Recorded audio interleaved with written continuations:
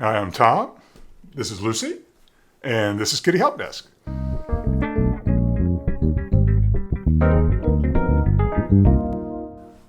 So today I just wanted to talk to you a little bit about the tales that we tell ourselves about our cats. Not this kind of tale, but the story kind of tale. In many cases, we assign meaning to actions that cats have, and oftentimes the assumptions about those actions and the motivations behind them. A lot of times, our ideas are absolutely wrong. We naturally, as humans, tend to infer meaning from actions. Absolutely natural thing to do. But unfortunately, our cats don't think like people. And so when we infer a lot of things about their actions, we often get it wrong and we can actually end up doing some harm to them in the process because I have a whole video about spite and how many people consider their cats to be spiteful in some way.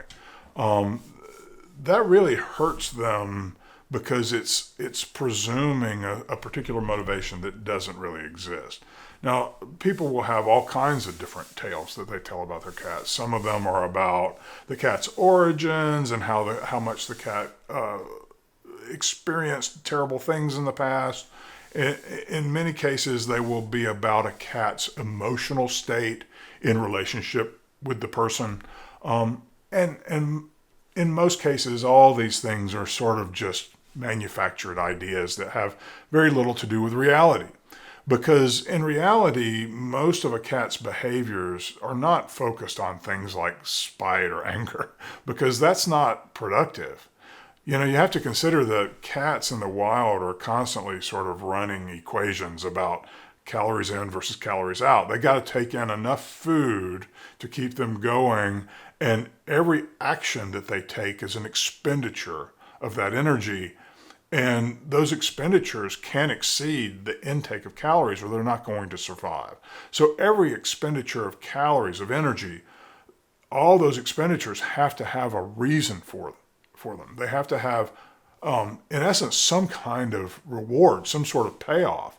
Now, in many cases within our homes, when cats behave in ways that we may not like, and they have unwanted behaviors, people will assume that's because they're angry or they're mad at me, all these things, or maybe because they don't like someone in particular. People will make up all kinds of ideas about these things. But the truth is that when a cat's behavior changes, that's usually in a response to something in the world around them. And it's an attempt to solve an underlying problem that they have.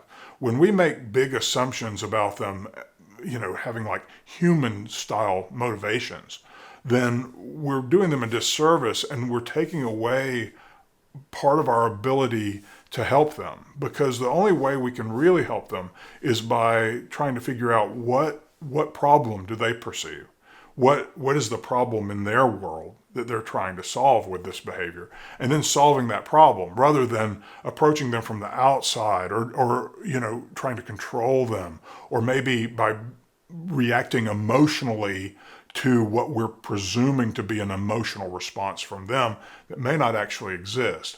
All of these things can be detrimental in the long term to the cat. What you really want to do is try to figure out, well, what's the payoff here? When the cat indulges in this unwanted behavior, what are they getting? And if you can figure out what they're getting, you can figure out where their needs are, and then you can try to satisfy their needs in a different way that doesn't result in the behavior that you dislike. That sounds very esoteric, I know, but it really is a roadmap to get you to a solution that doesn't involve feeling vindictive yourself. Because sometimes people will really get angry at their cats and yell at them. When a cat's having a problem that revolves around their own anxiety, and then they're trying to solve that problem and reduce their anxiety, and then they get yelled at, really all that achieves is increasing that anxiety they were trying to get rid of. You're actually making the problem much worse by trying to control them or manipulate them or yell at them or express your inner emotions towards them than you would be if you would just try to understand why the behavior is taking place and then do your best to help them solve their problem. You know, if a cat is reacting out of boredom, give them more stimulation in some way.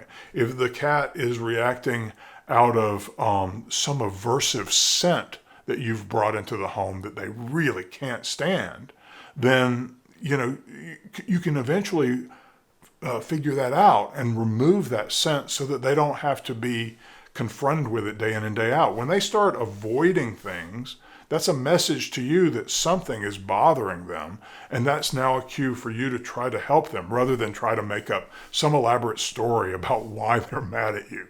Because at the end of the day, we all just want to help them live happy and healthy lives, I think. And this is really the better way to proceed.